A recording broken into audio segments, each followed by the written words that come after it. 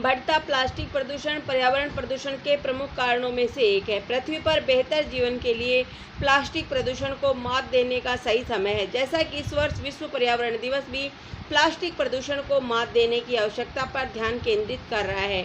आइए beat plastic pollution पर निबंध देखें, जो प्लास्टिक प्रदूषण के समाधान के विभिन्न तरीकों की पड़ताल करता है। प्लास्टिक प्रदूषण एक महत्वपूर्ण पर्यावरणीय चिंता बन गया है, जो ग्रह को प्रभावित कर रहा है। एकल उपयोग वाले प्लास्टिक के प्रसार ने महानगरों, नदियों और लैंडफिल को दूषित कर दिया है।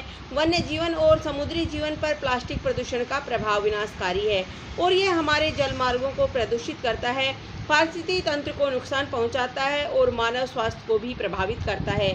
यह समस्या इतनी गंभीर हो गई है कि यह एक वैश्विक संकट बन गई है और इससे निपटने के लिए तत्काल अब कार्रवाई की आवश्यकता है। आइए प्लास्टिक प्रदूषण के मुद्दे, पर्यावरण पर इसके प्रभाव और प्लास्टिक प्रदूषण के समाधान का पता लगाएं और हम सभी प्लास्टिक प्रदूषण को मात देकर आने वाली पीढ़ियों के लिए अपने पर्यावरण को संरक्षित करने में कैसे बदलाव ला सकते हैं। प्लास्टिक प्रदूषण क्या है? प्लास्टिक प्रदूषण पर्यावरण में प्लास्टिक कचरे के संचय को संदर्भित करता है, जिससे जीवित जीवों, पारिस्थितिकी तंत्र और पर्यावरण को नुकसान होता है। प्लास्टिक कचरे का निर्माण मानव गतिविधियों द्वारा किया जाता है, जिसमें एकल उपयोग वाले प्लास्टिक जैसे प्लास्टिक बैग, स्ट्रॉ और पानी की बोतलें शामिल है, जिन्हें एक उपयोग के बाद छोड़ दिया जाता है। जिससे पहले हम जानें कि प्लास्टिक प्रदूषण को कैसे कम किया जाए। आइए प्लास्टिक प्रदूषण के प्रमुख कारणों को समझें। प्लास्टिक प्रदूषण के कारण। प्लास्टिक प्रदूषण कई कारकों के कारण होता है, जिसमें एकल उपयोग वाले प्लास्टिक का व्यापक उपयोग, खराब प्लास्टिक अपशिष्ट प्रबंधन और कचरा फैलाना शामिल है। प्लास्टिक के उत्पादन और निपटान के महत्वपूर्ण पर्यावरणीय प्रभाव हैं। प्लास्टिक के निर्माण में जीवाश्म ईंधन का उपयोग शामिल है, जो ग्रीन हाउस गैस उत्सर्जन और ग्लोबल वार्मिंग में योगदान देता है। सिंगल यूज प्लास्टिक जैसे कि स्ट्रॉ, बैग और बर्तन अक्सर फेंकने से पहले केवल कुछ मिनटों के लिए उपयोग किए जाते हैं और उन्हें सड़ने में सैकड़ों साल लगते हैं। खराब अपशिष्ट प्रबंधन और कूड़ेदान भी प्लास्टिक प्रदूषण में योगदान करते हैं, क्योंकि प्लास्टिक जलमार्गों और महासागरों में प्रवेश कर सकते हैं, जहां वे समुद्री जीवन और पारिस्थितिकी तंत्र को नुकसान पहुंचा सकते हैं। प्लास्टिक प्रदूषण का प्रभाव। पर्यावरण पर प्लास्टिक प्रदूषण का प्रभाव गंभीर है। प्लास्टिक कचरा गैर बायोडिग्रेडेबल है, जिसका अर्थ है कि यह स्वाभाविक रूप से नहीं टूटता है और इसे सड़ने में सैकड़ों साल लग सकते हैं। नतीजतन प्लास्टिक कचरा लैंडफिल, जलमार्ग और महासागरों में जमा हो जाता है, जहां यह वन्य जीवन और पारिस्थितिकी तंत्र के लिए खतरा बन जाता है। समुद्री जीवन पर प्लास्टिक प्रदूषण का प्रभाव।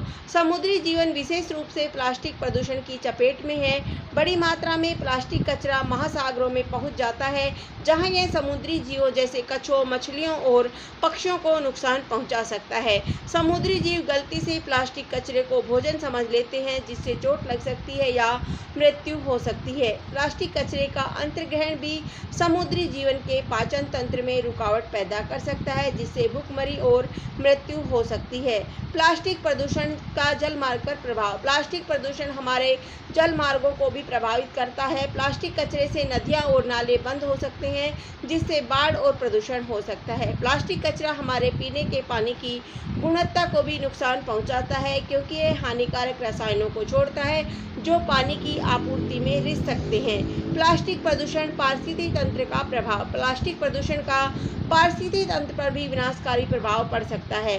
प्लास्टिक कचरा पारिस्थितिकी तंत्र के प्राकृतिक संतुलन में हस्तक्षेप कर सकता है, जिससे जैव विविधता में गिरावट आ सकती है। यह बदले में व्यापक पर्यावरण पर प्रभाव डाल सकता है, मानव स्वास्थ्य और कल्याण को प्रभावित कर सकता है। प्लास्टिक प्रदूषण को मात देने के तरीके या प्लास्टिक प्रदूषण के समाधान।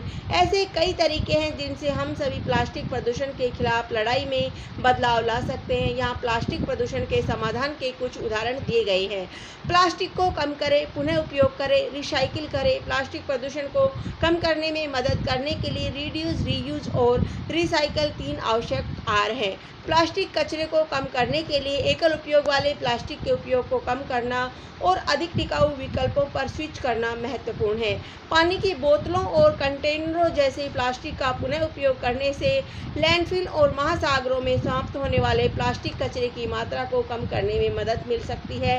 प्लास्टिक प्रदूषण को कम करने के लिए प्लास्टिक कचरे का पुनर्चक्रण एक महत्वपूर्ण कदम है, क्योंकि यह नए प्लास्टिक उत्पादों के निर्माण की आवश्यकता को कम करता है, 3R का पालन करके हम सभी प्लास्टिक प्रदूषण को कम करने और आने वाली पीढ़ियों के लिए अपने पर्यावरण की रक्षा करने में भूमिका निभा सकते हैं। प्लास्टिक प्रदूषण के बारे में जागरूकता बढ़ाएं। इसके खिलाफ लड़ाई में प्लास्टिक प्रदूषण के मुद्दे के बारे में जागरूकता बढ़ाना महत्वपूर्ण है। हम अपने मित्रों और परिवार के साथ प्लास्टिक प्रदूषण के प्रभाव के बारे में जानकारी साझा करके और दूसरों को कार्रवाई करने के लिए प्रोत्साहित करें कि ऐसा कर सकते हैं।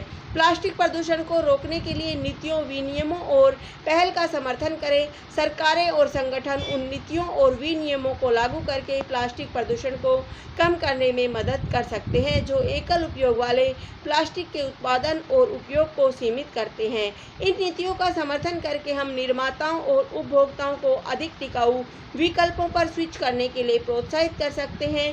कई संगठन प्लास्टिक प्रदूषण से निपटने के लिए काम कर रहे हैं और हम पैसे दान करके स्वेच्छा से अपना समय देकर या अभियानों और कार्यक्रमों में भाग लेकर उनकी पहल का समर्थन कर सकते हैं। प्लास्टिक प्रदूषण को मात देने के लिए सामुदायिक सफाई। स्थानीय वातावरण में प्लास्टिक प्रदूषण को कम करने के लिए सामुदायिक सफाई एक प्रभावी तरीका है। समुद्र तटों, पार्कों और अन्य सार्वजनिक क्षेत्रों में सफाई का आयोजन करके हम पर्यावरण से प्लास्टिक कचरे को हटा सकते हैं और इसे जल मार्गों में प्रवेश करने से रोक सकते हैं। प्लास्टिक के सतत विकल्प चुनें। प्लास्टिक प्रदूषण को मात देने के लिए प्लास्टिक के टिकाऊ विकल्पों पर स्विच करना महत्वपूर्ण है। ऐसा ही एक विकल्प बायोडिग्रेडेबल प्लास्टिक है जो पर्यावरण को नुकसान पहुंचाए बिना प्राकृतिक रूप से विघटित हो सकता है। अन्य विकल्पों में पुनः प्रयोज्य बैग, कंटेनर और प्राकृतिक सामग्री जैसे बांस, कांच और धातु से बने बर्तन शामिल हैं।